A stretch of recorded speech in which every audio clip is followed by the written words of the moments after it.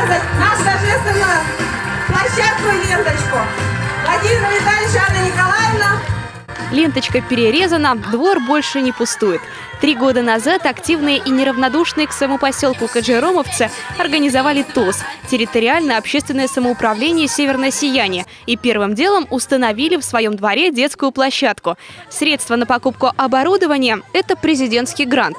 Местные активисты успешно защитили идею на федеральном конкурсе.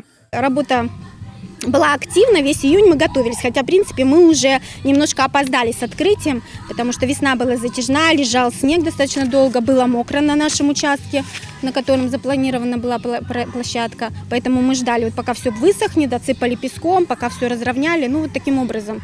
Собирали вот немногие папы, потому что многие работают вахтовым методом, и не все могли присутствовать в данный период. В итоге сама площадка обошлась почти в 331 тысячу рублей.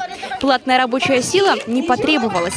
Папы подвозили песок, устанавливали конструкции и забор, а мамочки его красили. И в целом занимались благоустройством. Видно, что все сделано аккуратно и с любовью, ведь жители дома теперь сами несут ответственность за сохранность площадки. Конечно, хочется, чтобы вы и берегли площадку, и использовали ее по назначению, да, ну и непременно приносили сюда хорошее с собой настроение.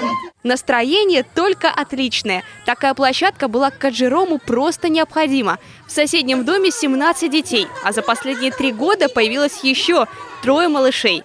Была Николаевне поставлена задача, как депутату, включиться в эту работу.